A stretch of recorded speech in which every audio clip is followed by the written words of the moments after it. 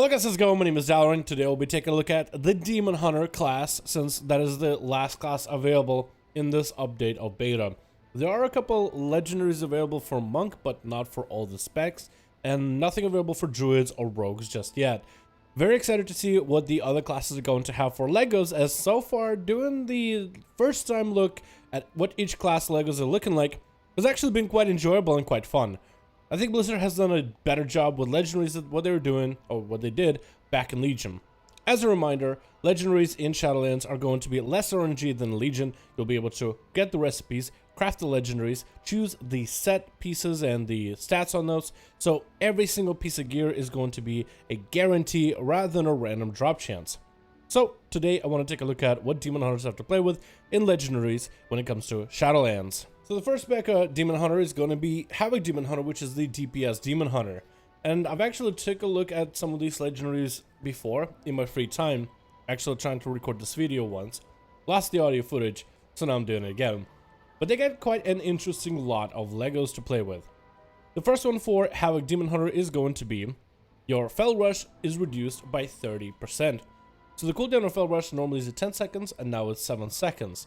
Now, this doesn't seem like, the strongest ability ever, but it does give a Demon Hunter a lot of opportunity to glide around and backflip and charge. So maybe in PvP like BGs, this could totally be useful. Maybe if you're going for like a speed run, like the fastest leveling possible. I don't think we'll be able to get legendaries early on, but if you could, then this would give you the most amount of movement speed possible. However, this is actually a useful legendary for not just out of combat situations. This is a useful legendary, especially when you're running the talent of Momentum, and I think this server just went DC. Yes, it did. Okay, so hopefully they'll come back soon. So, with Momentum, it gives you a Fel Rush and increased damage done by 15% for 6 seconds. So after you Fel Rush, you gain a buff. And normally with Fel Rushes and play Momentum, you kind of have to chain Fel Rushes almost perfectly one to the next to the next.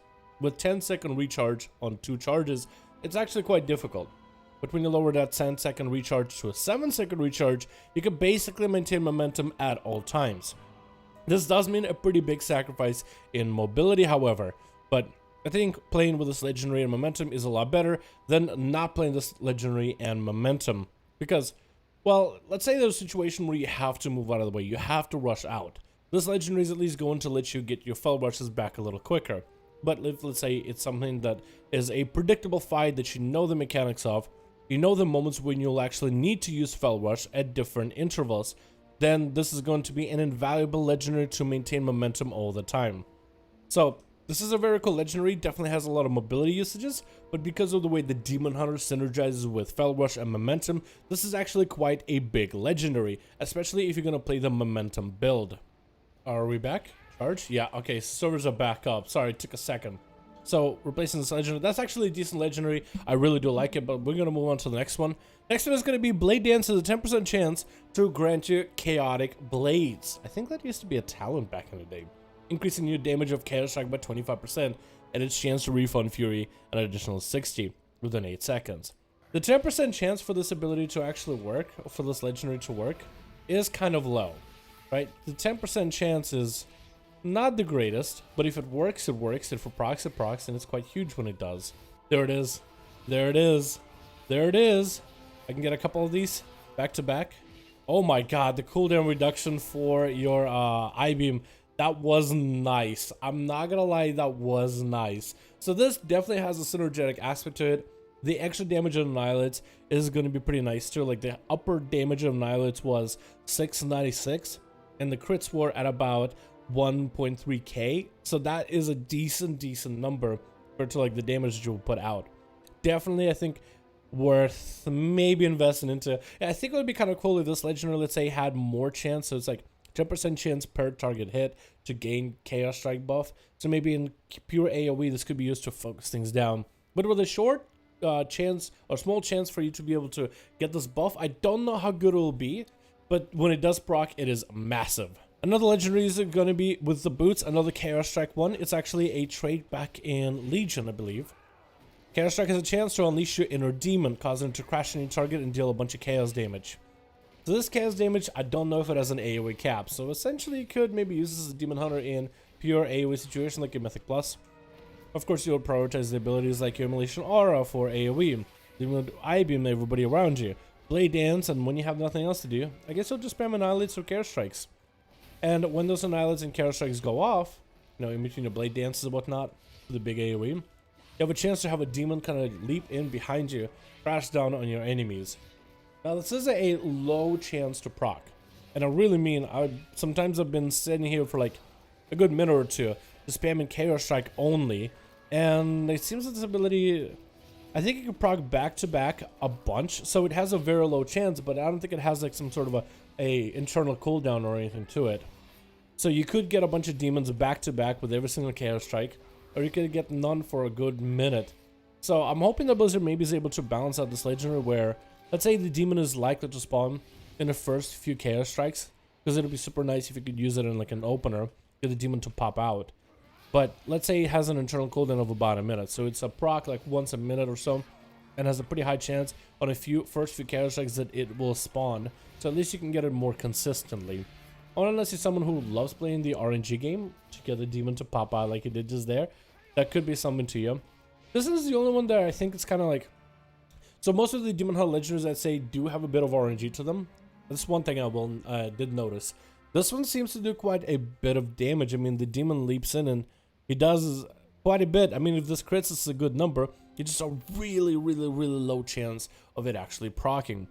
So hopefully we'll be able to get something recalibrated there, so it's at least maybe more consistent. It looks awesome, but I think this is definitely one of the weaker ones for Havoc Demon Hunter. And lastly, we have a amazing legendary chest piece where Immolation Aura damage has a chance to grant you a stack of Fell Bombardment, increasing the damage of your next throw glaive by 20%, and launching an additional glaive at nearby target. This effect stacks up to 5 enemies. So this effect stacks up to 5 times. Oh, 5 times. I misread that one. But yeah, so as you have Immolation Aura running and your Immolation Aura-ing enemies, you'll get a buff for Fell Bombardment, which will increase the damage of your glaive, and for every stack there's an extra glaive that gets thrown out. So because the strain damage are kind of nearby one another, I am gonna end up cleaving all of them. But if let's say the target is by themselves, the glaive would actually fly at a single target. So let me show what that looks like. So if the enemy was by themselves, all those glaives, there was 5 glaives, 3 of them went to single target, 2 have split off to cleave targets. And yeah, that's quite a lot of damage. I mean, each glaive does about 600 damage. If the crit, it's 1,300. So I'll get about 5.3k in the single global with this ability. That was really, really cool. Huge fan of this ability. Honestly, big fan. I think this legendary seems really, really strong. In a pure single target fight, this gives you a reason to use Throw Glaive, because you're going to have Immolation Aura up all the time anyway. So this builds up quite quickly, I'd say. On average, it's pretty quick. I wonder if this will be better in AoE. I haven't got to try this in a pure AoE situation. But yeah, what's nice about this Lego is you get to use Throw Glaive quite more, and it actually will do decent damage. And it will cleave, so this will be good in Mythic Plus. This will be good in cleave fights, so it could be good in single target. It's kind of like a hit all legendary that turns an ability of Throw Glaive back. That's kind of part of your rotation. Now, you don't need to run Master of the Glaive. For some reason, I thought you needed to, but the stacks that it builds up for the Fell Bombardment buff, it will only consume all the stacks in a single throw. So Master of the Glaive does give you 2 charges of your glaives, but you're probably going to be sitting there maybe for 1 or 2 Immolation Auras at a time in order to see if you can generate Fell Bombardment. I'm actually a huge fan of this legendary. I like how they're making Throw Glaive a useful Lego.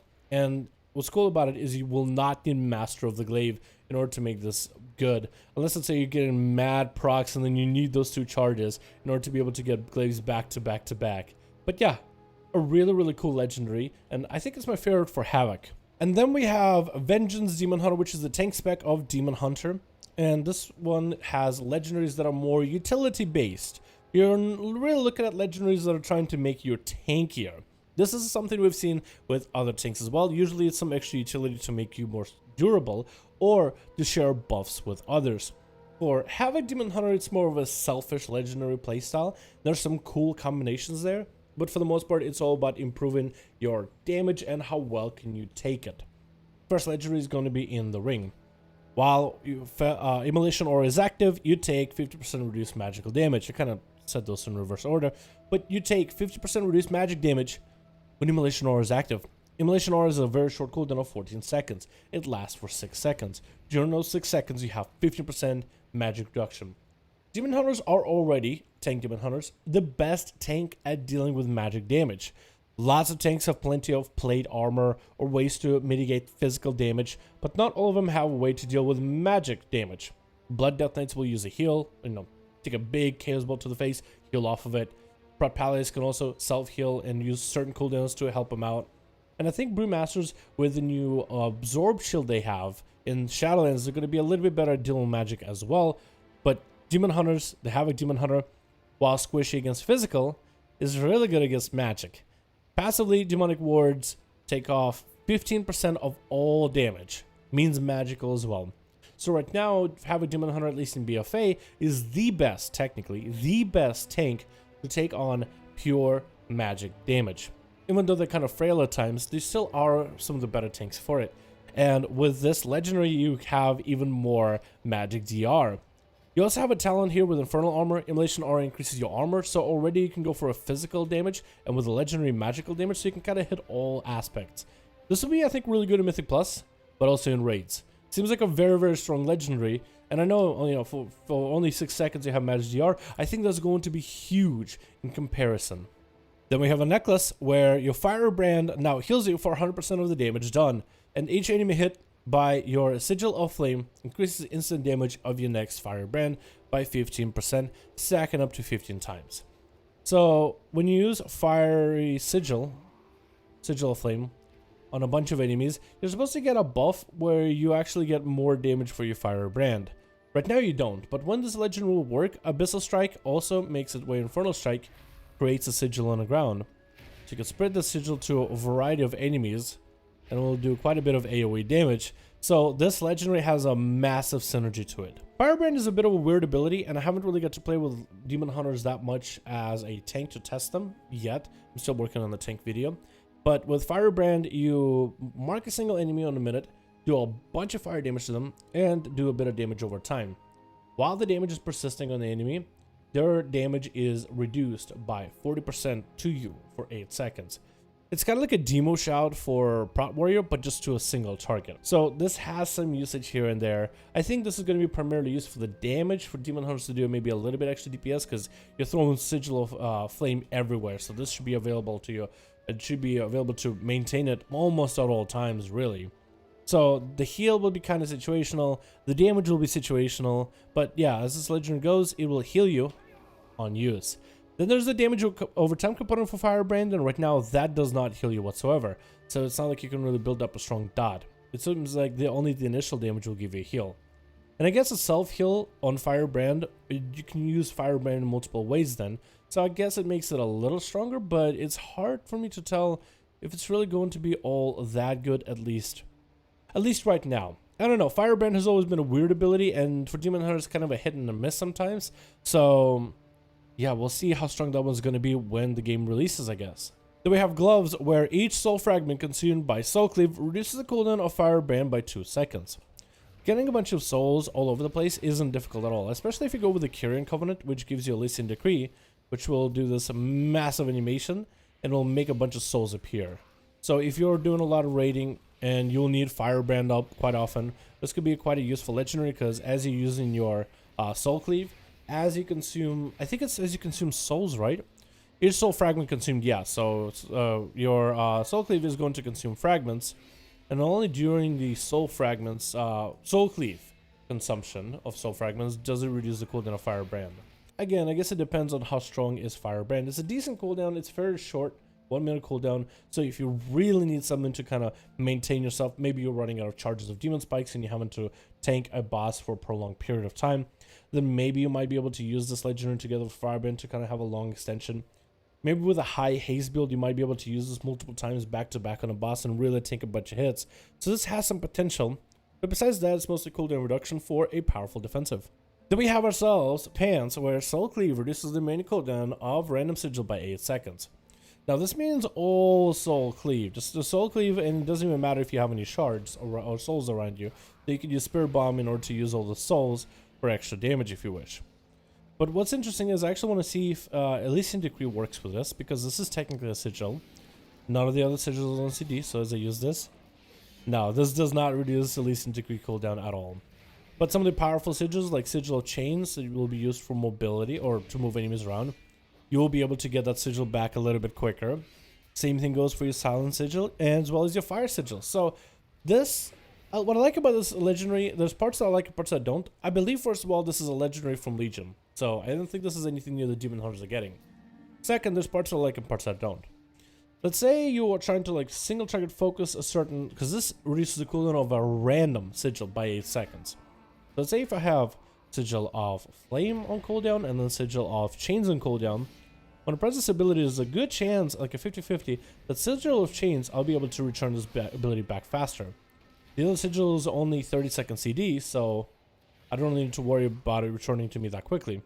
Plus, as a tank Demon Hunter, you have Abyssal Strike, so putting up Sigil of Flames is going to be quite easy. Now, what this ability does, though, is reduce the cooldown of all sigils. So let's say I've used all my sigils. I'm going to use the Fear, I'm going to use the Chain, I'm going to use the Silence, or I'm going to use the Flame and Silence. So as you're spamming Soul Cleave, you're actually reducing this cooldown over random sigils. So like say you want to focus on specific sigil to get back. Let's say it's a very caster heavy fight and you're like, man, I would love to get Silences back to back to back. The only way you'll be able to do this with this legendary is only if you put Silence on cooldown, and of course you're going to keep Flame on cooldown all the time. So then every time you Soul Cleave, you have a 50-50 chance to maybe get your Silence Sigil back off cooldown faster. What I'm trying to say is with this legendary, I don't really think you'll be able to, and this is the part I don't like, I don't think you'll be able to really focus down on a specific sigil and try to kind of game the legendary in order to get back the certain sigil you're looking for right now. So you shouldn't be looking at it like, oh, this means I can get Silence back faster. It means you can get a sigil back faster. So this is pretty decent if you're just looking for basic cooldown reduction for sigils. If you always want to have sigils up regularly, this is a decent cooldown. As for having a specific sigil come back, this only works if, let's say, you're not going to be using Sigil Flame and you have, let's say I just build up a bunch of resources here. Let's say you got a fight where you will really need to silence a bunch of enemies down very quickly. So you'll play Sigil Flame, you'll get your silence off, and you'll start spamming your Soul Cleave as fast as you can, making sure not to use Sigil Flame in order to make sure you're getting the cooldown back with the Sigil faster. I don't know how many Demon Hunters are actually going to be able to use this legendary in this specific fashion to have Sigil Flame come back as fast as it did. Pretty sure you will want to use Sigil of Flame and maybe Sigil of Chains from time to time. So this could technically be decent. I just don't think you'll be using it in that regard regularly as a Demon Hunter. What I think would be cool, and this is just me personally, I feel like Sigil of Flame is up all the time. It's super easy to get. If they made this so it reduces one of your Fear, Silence, or Chains, or like let's say if you decide to talent it in Chains or not, then I think this could be a really strong legendary. But then again, maybe getting more flames is actually more damage and more overall healing in general, especially if you're going to be playing the build with Spirit Bomb, so then maybe there it'll be good. But I just feel true Infernal Strikes and Sigil of Flame, it's a lot of sigils as is. Or maybe with this legendary you're supposed to not go Abyssal Strike, so then you can use more Sigil Flames. Maybe you'll want to use Fellblade in that regard. Maybe you'll want to use Agonizing Flames. But yeah, this one is kind of a hit and miss for me. I could definitely see people using it, but it would be cool if you could maybe focus on specific sigils to return. Because, getting back-to-back Sigil Flame it feels so easy to establish. I don't think I just need it as often as I think. Next, we got some non-spec specific legendaries. These are the legendaries that are usable by both specs of Demon Hunter. First one we'll start with is a pretty lowish chance of I-Beam or Fell's Devastation having 20% chance to not incur cooldown. So 20% chances of 1 in 5, and there's been plenty of moments when I've tested this on training to me where I press I-Beam and it's not up. Or moments when I press I-Beam and it is up. And sometimes you'll be able to get that chance of, hey, being able to chain I-Beams back to back. There's a very, very low chance of that actually happening, but it can technically work. Very RNG legendary, maybe if it functions, like if you get super lucky with a specific build, this could be good, but it seems kind of okay. Then we have a Helm where Metamorphosis increase in your size, movement speed, and melee range by 100%. This is actually an anima power, the first anima power we're seeing on a legendary for Demon Hunter. This one isn't bad on paper, but it's just not that good either. So Metamorphosis increases your size, so you're bigger. That doesn't actually have any gameplay impact. Movement speed is increased by 100%. That is kind of nice. A little bit extra movement speed doesn't hurt nobody, but you're already pretty mobile as a demon hunter. I don't really know if you're gonna need it. Melee range, that one is interesting, but I don't think it actually works. So let me test this. Okay, so we have ourselves melee range. We're right in the melee range, and now we're out. I did make a macro earlier, but I don't think it's saved for a, yeah, so it actually made a macro earlier, but I didn't save. Let's make it again. We're gonna make a macro for Metamorphosis. Metamorphosis. But instead of having it on cursor, so wherever the cursor is at, we'll actually have it set up on player. So, player. Here we go. So this is the same macro. Now it's showing up because I guess we had a DC. There it is. So we have Metamorphosis that should spawn on player location. This is why I'm trying to figure out if I'm in melee range of the train dummy at all. Now I am. If I should press it, it should use meta exactly where I stand. And if this legendary does work, we should have a better reach of the enemy. Metamorphosis. And as you can see, we actually are still out of range. So I don't think this legendary actually works just yet. Because, well, demon hunters are pretty big. But I think I would be a little bit bigger. And I would have a little bit extra range. But right now, it doesn't seem like that's the case. So hopefully this will be implemented at a later time. But doesn't seem like a big legendary right now. I think it'd be hilarious to see a massive, big Metamorphosis demon hunter. And just running, zooming everywhere, and having slightly bigger range than an enemy, you know, to hit them from just a little bit longer reach. That could be maybe funny, but I don't really know if that's actually that good of a legendary. I think this should increase your damage maybe a little, but yeah, if you end up getting this one seems more like a gag legendary more than anything. Then we have Pants, where you automatically trigger darkness when you fall below 35% health. This effect may only occur once every 2 minutes. This legendary is interesting. And it actually has some massive uses, at least you think you do. You automatically trigger darkness when you fall below 35% health. This effect will only occur every 2 minutes. Now your thought process is, when you're in combat and somebody gets you low, it will proc a free darkness. Because why else would it have a once every 2 minute cooldown? What if you could get yourself basically a second darkness? One that you can throw down yourself, and one that can be kind of used for you when you drop low. As a tank, this could be huge. That's a massive defensive, and if you could line up where you're standing with your other party members at the same time, you could say everybody else takes a big hit. This could be actually planned for certain fights. But actually what this does is it uses your current darkness. So if you have darkness off cooldown, it'll actually basically press darkness for you. So this is maybe nice if you're stunned or CC'd, then it will just automatically drop a darkness where you're at. Maybe in PvP this could be quite decent, but for PvE purposes where you kind of want to have more control of your darkness, it doesn't have any. So this is going to be an interesting Lego. I do wonder if it'll have any uses.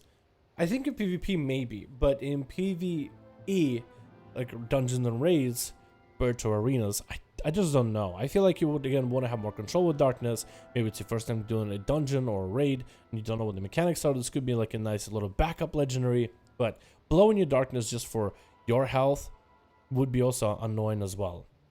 But yeah, it's going to be a very interesting legendary to see if it ends up becoming anything. Finally, we have the last legendary available for Demon Hunter, which is on Umber Hide Arm Guards. Actually, I guess the item name doesn't really matter. I wish it gave you the name of the actual legendary effect itself, because each legendary effect actually does have a name. Casting Ibium summons an allied Vengeance Demon Hunter who casts Fell Devastation, but if you're in a tank spec, it'll summon an allied Havoc Demon Hunter to cast Ibium. So what happens with this legendary is, when you cast Ibium, you also get basically free Fell Devastation. Now take a look at the Fell Devastation itself. It's not really a massive DPS increase. Fell Devastation is a tank ability that's like an Ibium, but it's mostly for self-heal possibilities. It does do a bit of damage, but it's mostly there for the self-heal. The way it works is a Demon Hunter will spawn like to the right of you. They'll kind of face in the direction you're facing, and they don't really turn that well. You see the damage of Fell Devastation is not as big as that of an Ibium, but the self-healing of the Fell Devastation is there. Take a look at the combat log itself. You see Fell Devastation has a heal effect and then it has a damage effect. So from a tank perspective, it adds you a little bit of damage. From a DPS perspective, I guess it adds you a bit of healing. I feel like for a tank, this is actually quite a decent legendary, but you don't get to use Fall Devastation nearly as often as your Havoc spec. If you are a Demon Hunter Havoc and you're getting the playstyle of I-Beam, maybe you're playing together with Cycle Hatred, maybe you're going for Demonic, getting get an I-Beam with a free Fall Devastation, I guess could be kind of nice. But it's a bit of a hit or miss. I feel like maybe for a tank, extra damage would be nice and maybe more useful, but you also get the extra self-healing, which you can use in order to give yourself a little bit extra survivability. As a DPS, doing this for a little bit of damage plus extra survivability, I don't think the survivability and the self-heal is just not worth. But it is an interesting one. I do like the effect of having like another demon join by your side. I think it is possible to actually have him hit without your I-Beam hit. Or no, I think he does hit the same target as you do. So I actually wonder how that works. So it has a Demon Hunter next to you. I'm wondering if you actually have to aim it, right? Or maybe it'll just, whenever you're hitting I-Beam, it'll also hit your target. So I actually want to try this. I want to try getting myself I-Beam back, facing in this direction, and then turning onto the train dummy to see if it actually will still let me use the Fall Devastation damage. I'm wondering, like, do you basically get a 2-for-1 effect? Or do you actually have to aim that guy? So I'm going to A-Beam, turn it. Yeah, well, no, it seems that you do have the 2-for-1 effect. So you do get I-Beam onto the train dummy. And you do have Fall Devastation. It just looks like a Demon Hunter's next to you, but you don't actually have to aim him. Okay, so that is a little bit funky. That is weird. But it does have a little bit more control, so you don't need to, like, aim 2 characters instead of just 1 character. So I guess that is going to be kind of nice. But yeah, that's going to be the very last non-spec specific legendary. But yeah, that's going to be everything we have for Demon Hunters, at least right now in Shadowlands beta, not alpha anymore, actually in beta. So thank you guys so much for checking out this video. I really do appreciate it. I guess we'll just have to wait and see if any of these legendaries end up being strong or not for the next expansion for Demon Hunters. There's a lot of interesting abilities, and quite a bit of them have, at least for Havoc, quite a bit of RNG. I feel like you have some very interesting and strong effects, but the proc chance for those effects is kind of hit or miss.